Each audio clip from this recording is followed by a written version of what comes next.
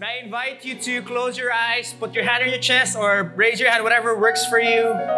And just think about God's goodness in your life, your friendships, new relationships, your new work, your new blessings, your forgiveness, your restoration, whatever good that is happening in your life. Let us celebrate it, think about it, let's thank the Lord. Because in this room is a collection of God's goodness. God is good to us. Please tell the person beside you, God is so good to you. Can you high five as many people as you can and tell each one, happy anniversary, Feast Magnolia.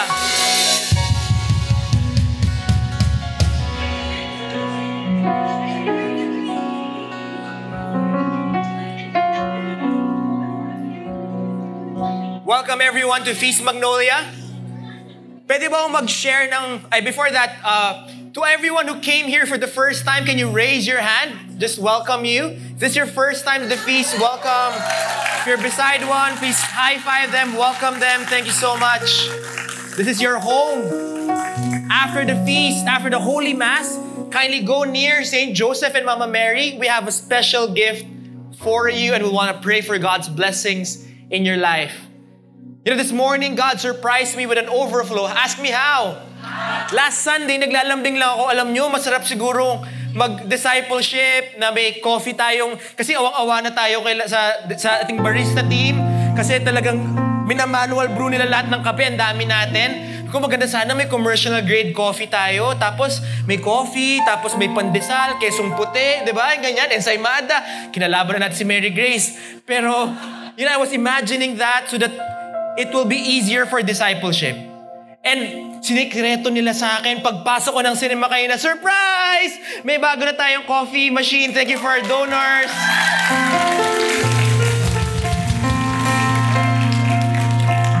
Because here at the feast, there are ups and downs, but every day we're getting better. God is so good. And just in case you're in a bad situation, you will be so good. And someday all of us will donate something in our family that will make this community better.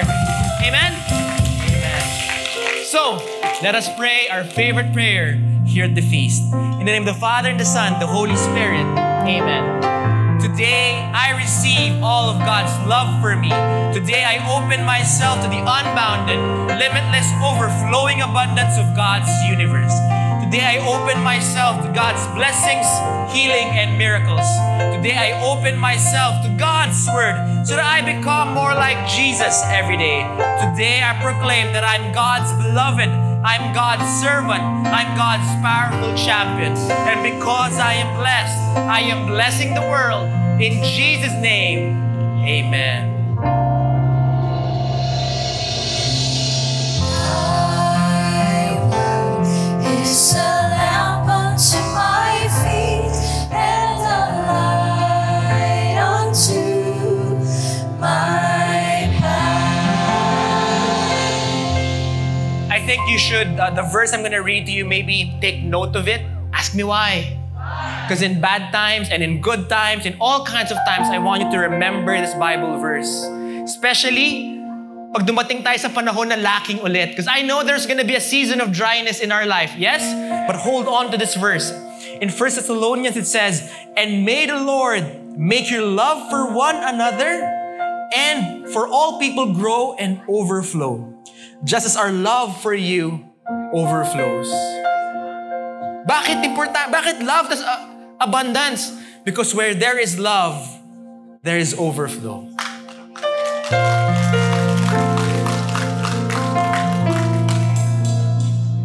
I'm gonna give you about 12 seconds to please tell the person beside you and give a hope and tell that person overflow is coming.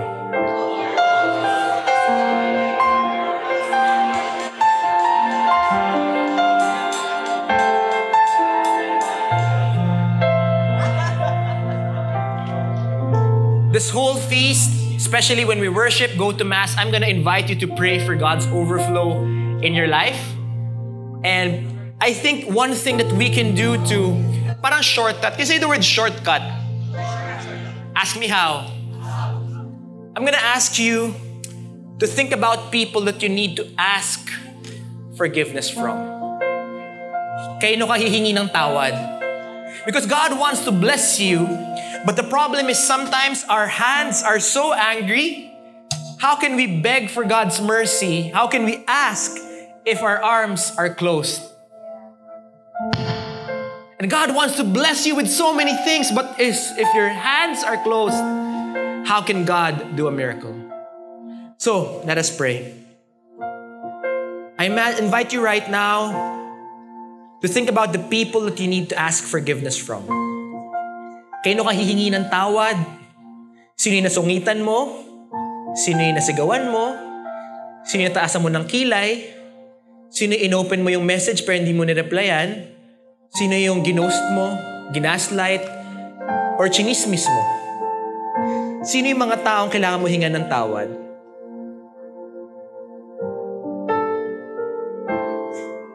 Jesus, nahihiya ako humingi ng tawad kasi mataas pride ko. May reputation akong inaalagaan. Nakakahiya. Kasi pag humingi ako ng tawad, baka isipin niya, ako yung mali. Ako yung tama. But Lord, this first year of Feast Magnolia, as we celebrate the grace of being loved and loving, tulungan niyo po akong humingi ng tawad. This I pray. In Jesus' name. Amen. Thy word is a lamp unto my feet and a light unto my path. Let's give God a big clap offering. Please tell as many people as you can. Welcome home. Please take your seats.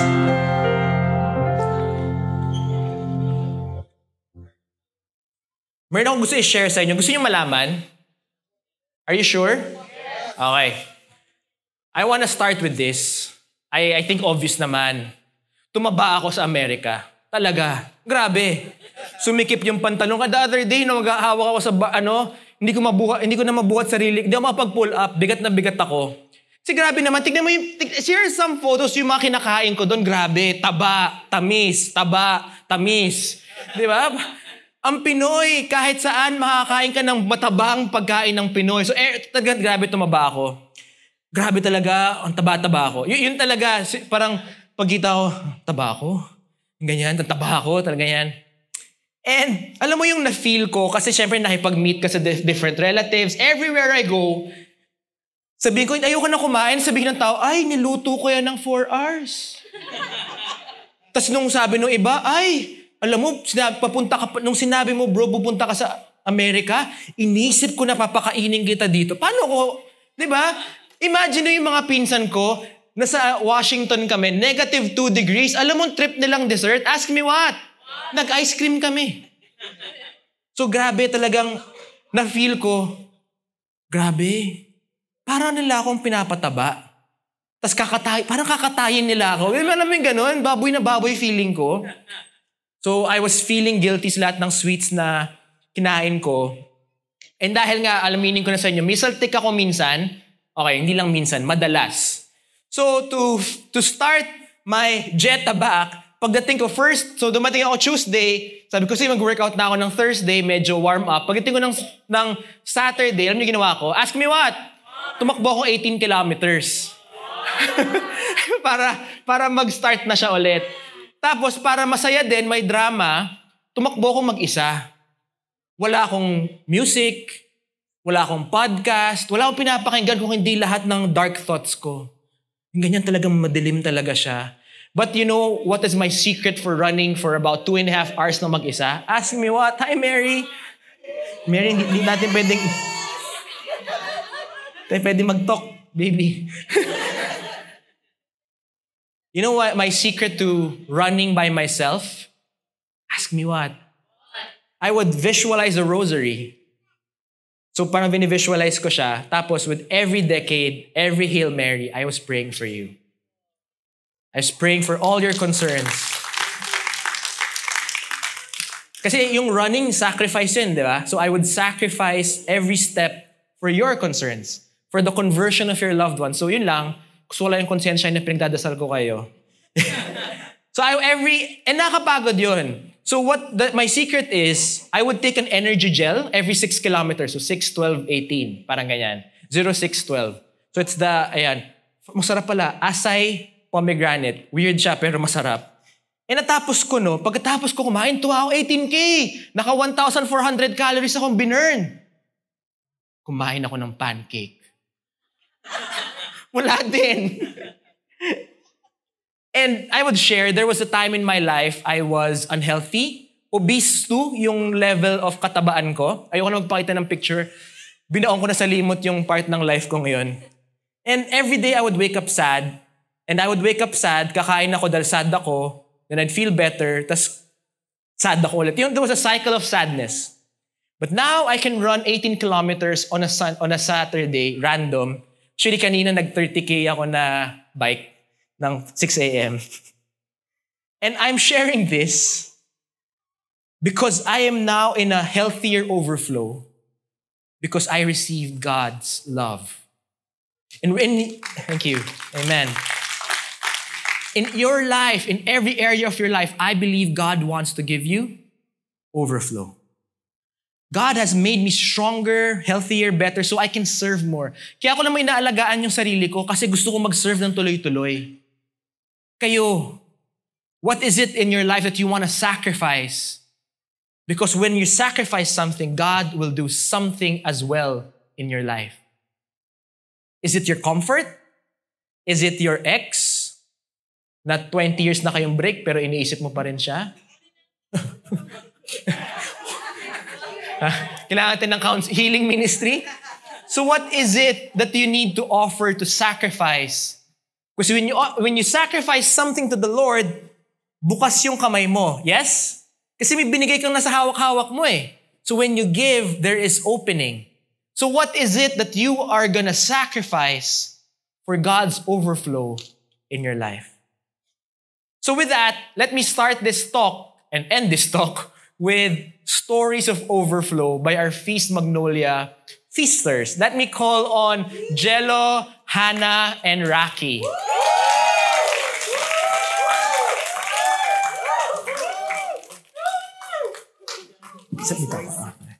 Okay, dito na si Tito Boy. Tito Boy. Ba't ang layo niyo sa akin? Alright. Okay. Palapan niyo naman si Jello sa gitna. Si Hannah sa tabi ko. Girlfriend ni John.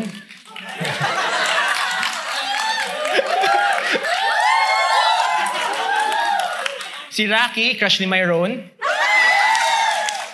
Alright. So meron tayong 3 points today. It's about overflowing loving others, overflow in growth, overflow in restoration.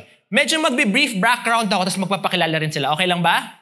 Okay. So si Jello, he's an entrepreneur. He is a nurse. And in his business, he goes here in Manila to the provinces, to international to help other entrepreneurs or yung mga gustong magnegosyo.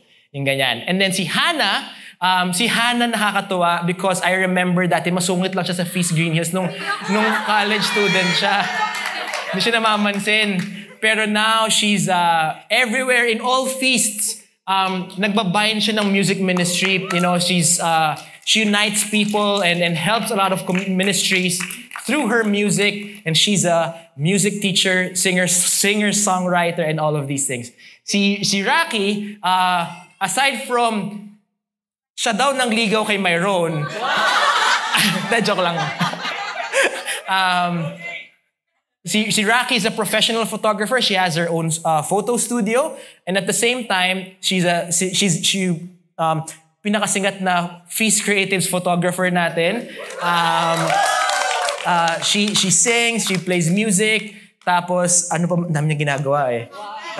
CPA pa siya, so medyo lahat ng sides ng utak ni Raki gumagana. Yun. Yes. So maybe I'll start by opening, tapos you'll share something.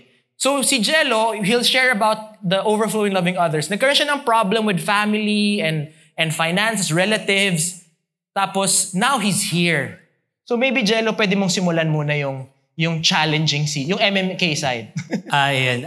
Thank you, Brother J. Paul. So, problem ko before, bago ko pa na-meet yung fees, parang yung finances ko talaga, parang cancer.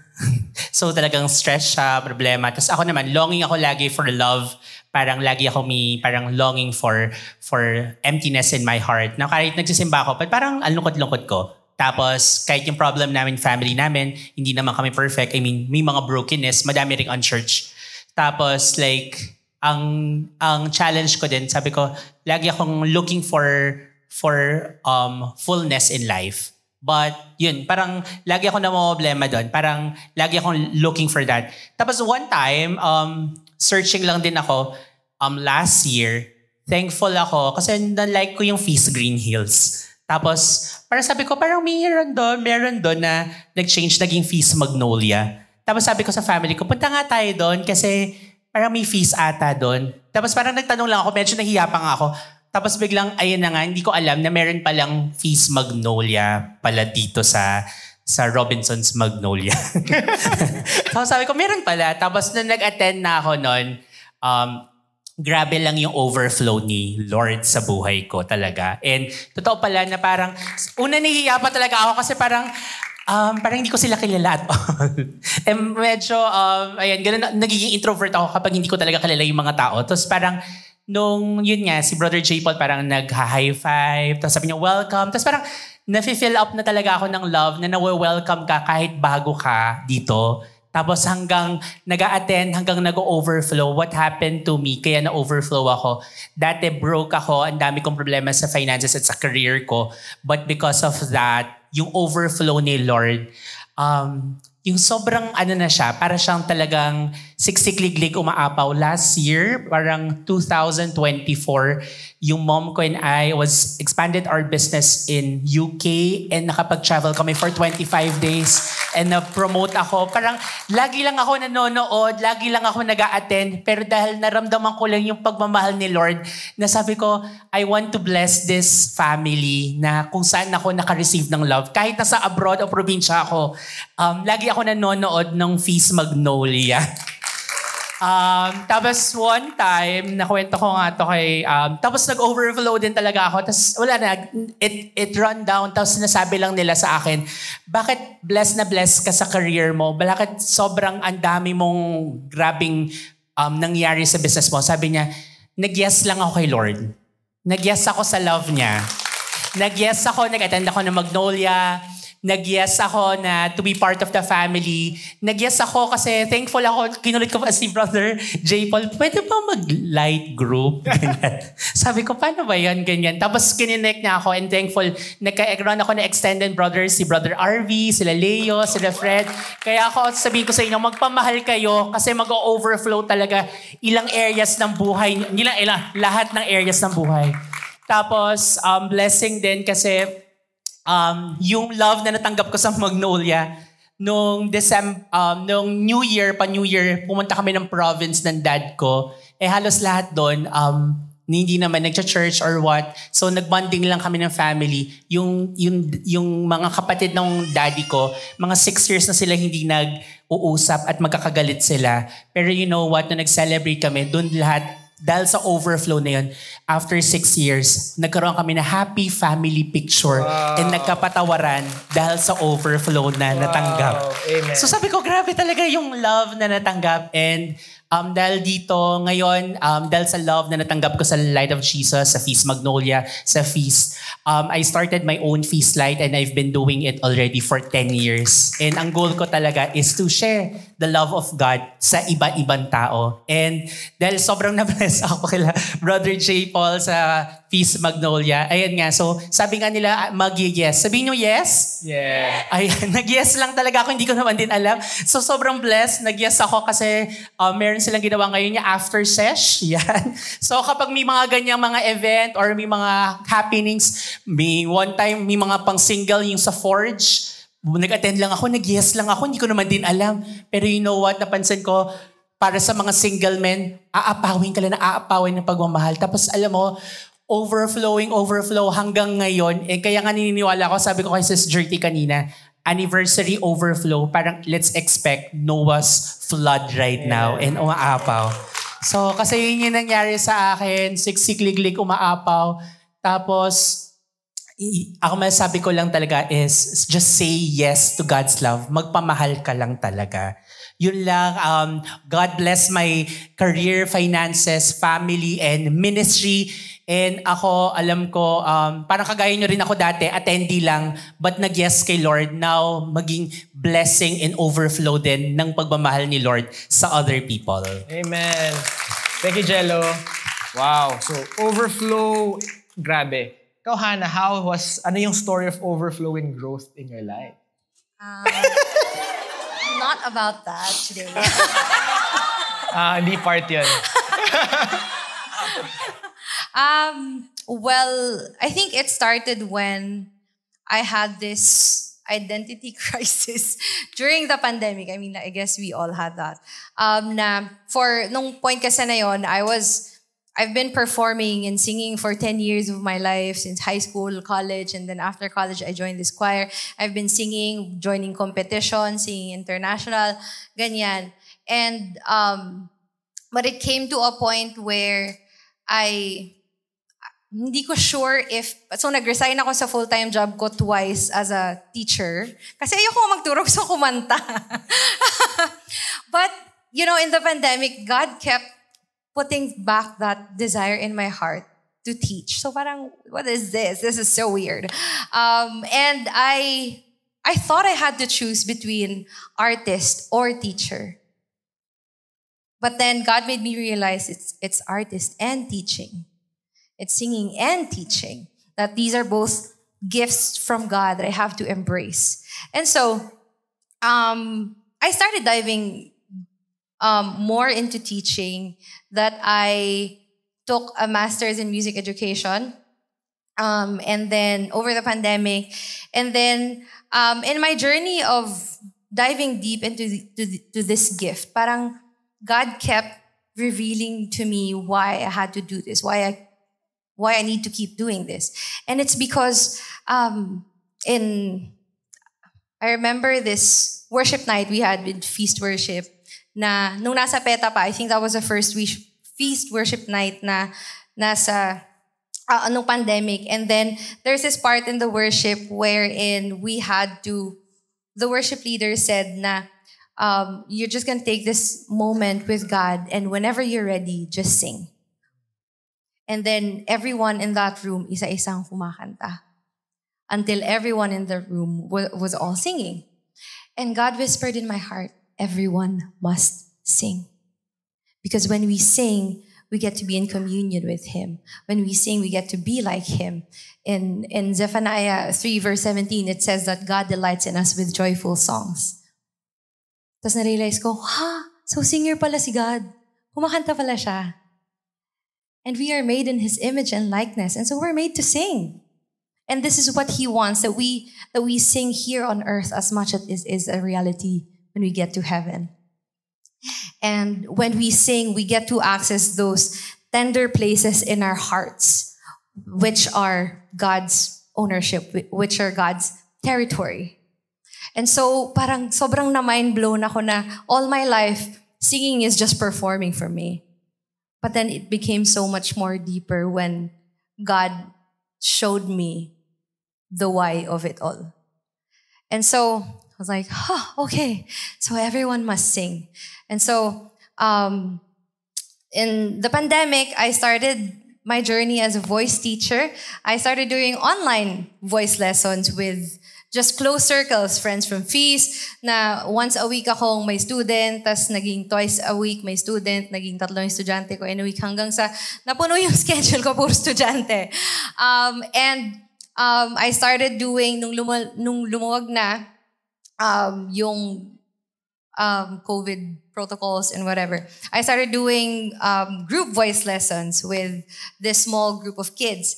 And then I started also posting content on TikTok because I just want to encourage more people to sing and not come from, parang just really shift the perspective of what we've thought singing to be and how it was parang built in our culture na dapat pag singing, kailangan magaling ka or like perfect ka or padiva ka or whatever. But to just really, I just really wanted to encourage people to sing just for the joy of it. Amen.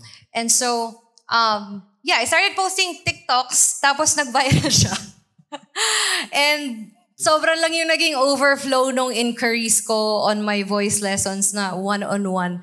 Hanggang sa hindi ko na kayang magdagdag ng slots kasi nakakapagod na siya. Amen. Palakpakan natin si Lord. And to this date, hindi ko pa rin kaya magdagdag ng slots because parang sobra din yung energy. Like when I teach, it's batuhan siya ng energy with me and my students. So parang 4 students a day lang yung kaya ko.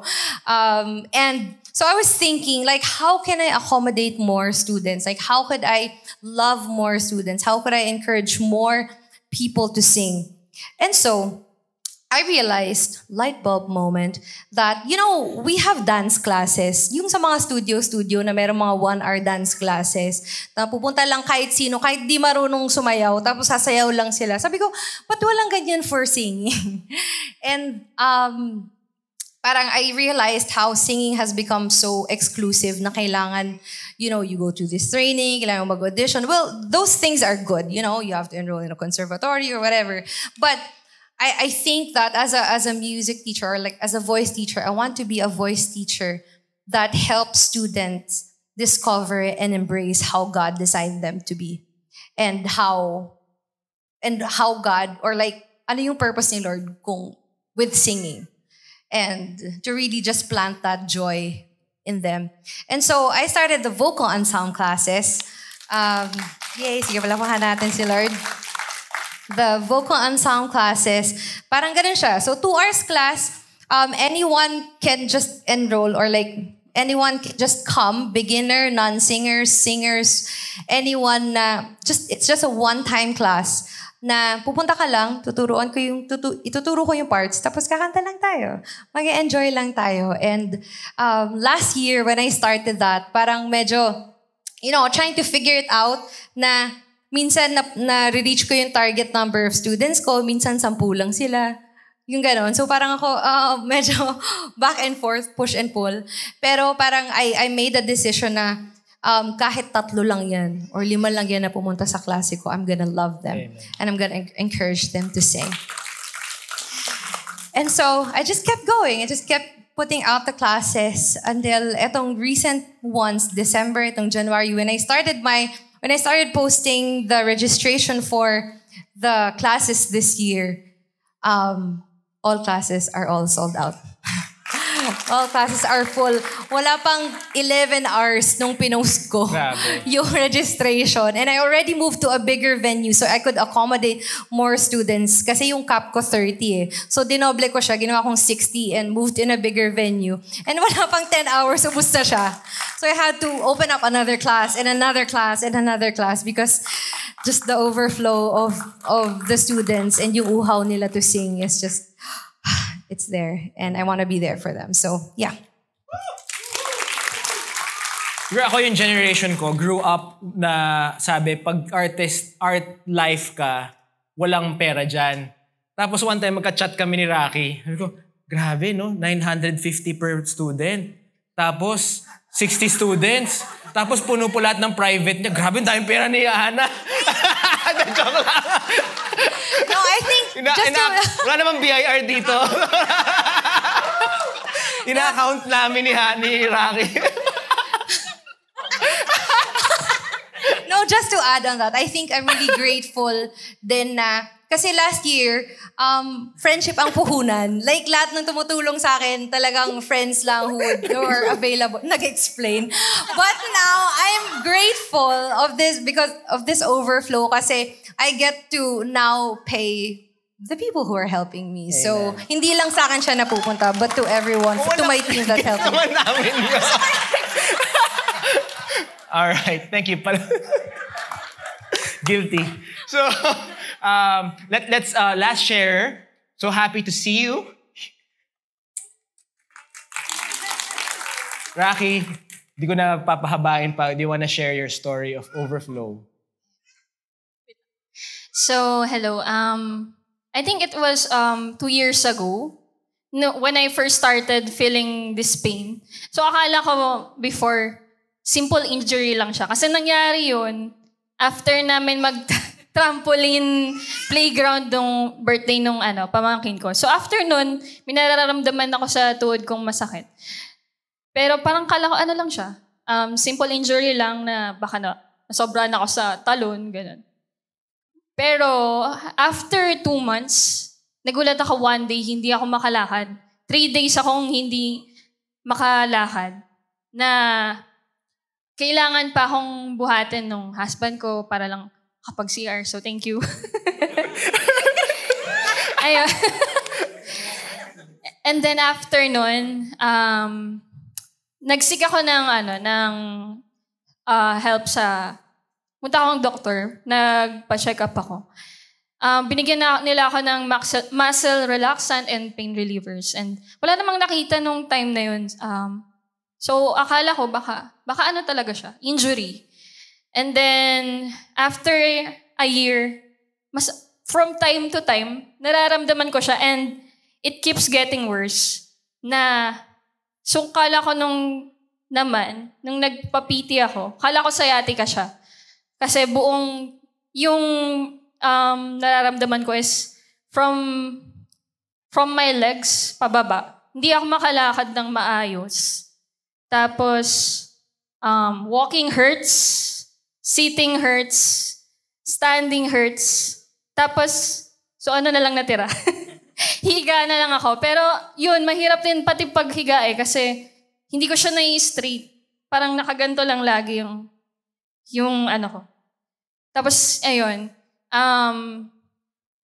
naghahanap ako ng, palipat-lipat ako ng physical therapy clinic. Kasi nga, bakit gano'n hindi ako gumagaling? Sabi ko parang baka merong mas magandang clinic na makakatulong sa akin. So, 2 years na, parang ganun pa rin, hindi pa rin ako na gumagaling. And then, during those times, I just realized na, syempre parang nakakapagod nga. I intend to isolate myself then. Di ba? Parang may ganun ba kayong moments? Parang nakaka-stress, nakaka-drain. So, may moments na ayokong pumunta ng feast. Ginagawa ko siyang excuse kay Mai. Sabi ko, hindi mo na ako pupunta. Parang may mga moments pa na 1 month or ilang weeks ako hindi nakakapag Tapos parang sinasabi ko lang kay Mai, ang sakit ng hindi ako makalakad. Pero I know it was just also an excuse for me. Kasi parang wala. I was drained. Tapos, but then God made me realize na isolation is not it's not the way to fully recover and to heal myself. It's not the way to healing. So then I realized na God is the only way. Parang if I can only cry out all my frustrations, wait lang. Tanginginig na. Pause muna. So, ayun nga, if I will just fully surrender and accept Him. Yun na yun eh. Yung moment na yun nung sinurrender ka na lang talaga. Yun yung moment na na-realize ko, baka merong, kaya ko pang gumaling. So, nag-try ulit ako ng isa pang clinic. Tapos yung clinic na yun, sila yung way para malaman ko na hindi pala yun simpleng injury. Hindi yun sciatica. It turned out to be, meron pala akong extrapulmonary tuberculosis. It also called Pott's disease. So, extrapulmonary siya.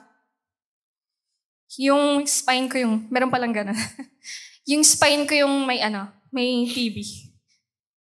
Tapos last October, hindi na talaga ako makalakad nun. Wait lang. Pero yun, nagkaroon ng way. Nagkaroon ng way para maoperahan ako agad. Kasi nagkaroon na ng lump yung legs ko. And it keeps growing. Tapos nilalagnat na ako. Hindi na talaga ako makalakad. Hanggang sa yun, God made, yung binigay niya yung right people to help me. So yun, na-operahan ako. Tapos, good thing, naman siya, curable naman siya. So, I am still on my way to my full recovery. Ayan. So, yun, nakakapag-jogging na ako ngayon. One time pa lang. Kasi ang hirap gumising na maaga. Pero yun, so, sobrang happy lang ako kasi parang 3 months ago, hindi ko na-imagine na kaya kong makapaglakad ulit na maayos. Pero yun, I am just so grateful for this community as well. Because many people here also helped me to yung recover all the love, all the overflowing love from my family and from my Feast Magnolia family. So, yan. Last year, naalala ko, I think last time tayo nagkita, September, tapos hindi ka na talaga makalakad, tapos nalaman na hospital ka na, tapos operahan ka na. So, parang grabe ang bilis. I remember, sakto nagkikwentuhan kami ng ate ni Viv, kasi doctor siya, internal med, tapos kinikwento niyo yung symptoms. Eh yung ate ni Viv, sobrang sanay sa, alam mo, hindi na siya nagugulat. Tapos nakita ko yung nag-iba yung mukha niya, yung nahulog yung puso ko. So, parang, sabihin ko ba kay Myron, baka magwala si Myron. Sige, wag na lang. Kay Rocky na lang. But, so, sobra ako nervous nun. Then nagkita kami ni Rocky, Feast Conference, Friday na. So from September, hindi ko siya nakita, it's Friday. Tapos nag-photographer siya ng Feast Conference. So nakita ko siya nakaluhod, nagbe-picture sa conference. Tapos naiyak talaga kami. Tapos lahat ng Feast Magnolia people nakita sa kanya, hinahabol siya, akala mo sinong artista. Kasi grabe, everyone who know her suffering. And tingnan mo ngayon, naka-de-4 pa kanina, palapakan natin. Maybe a closing message, maybe ikaw na muna, Rocky, Hannah, then si Jello. Ano yung overflow message mo sa ating Feast Magnolia family? So, I think my only message is magpamahal kayo. Sabi nga ni Jello kanina. Accept the overflowing love of this community. And, of course, the overflowing love of our Lord. Amen. I think for me, what I said in the opening worship kanina, to just keep coming back here. Because here you'll encounter Jesus and He's gonna change your life. He's gonna create so much overflow in your life. And yeah, just really walk with Him and receive His love. So, Amen. Yeah. Bro Jello.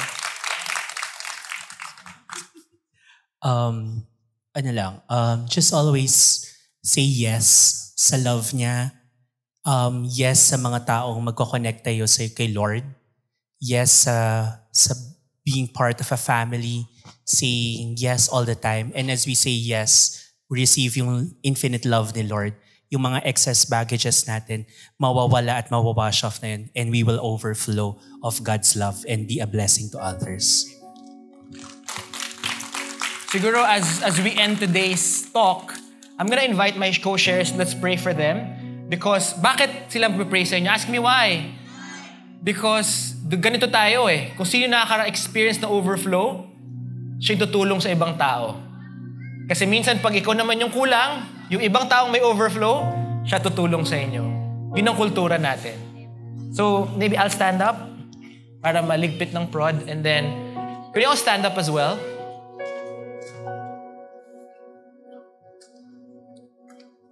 Can you say this with me? Tell the person beside you, you are God's overflow. Alam niyo yung sugat nyo, yung bubog nyo, yung trauma nyo, yung pain nyo, yan yung overflow. Yan yung gagamitin ng Diyos to heal you. Tingnan mo, si Jello, his success now, yun yung pain of yung wala siyang pera, it's what inspires others magnegosyo. Si Hannah, yung kanyang identity crisis, it's allowing her to empathize with people who have insecurities with their voice, with themselves. Actually, trauma healing, hindi singing lessons talaga yung kay Hannah pero may dagdag na. And now, si Rocky standing here, serving, singing, is a declaration that sicknesses can be healed. So, ang point ko dito, you are God's overflow because yung pain, yung suffering na meron ka, yun yung gagamitin ng Diyos to heal others. Yun yung gagamitin ng Diyos to overflow you in others. Amen? So we will pray for you. In the name of the Father, and the Son, and the Holy Spirit. Amen. Lord, I pray for our Feast Magnolia family. I pray that their best days are ahead of them. Lord, yung sugat nila, paki-heal. Yung insecurity, yung worry, paki-heal. Lord, kung ano man yung pinagdadaanan nila ngayon, yung fear, yung trouble, yung confusion, yung sickness, yung pagka-lost, Lord, please heal them. Jesus, we trust in you. This I pray in Jesus' name. Amen. Father, Son, the Holy Spirit. Amen. We're gonna worship in a bit, so please be in this moment. We're gonna sing. And just think about God's goodness as we worship.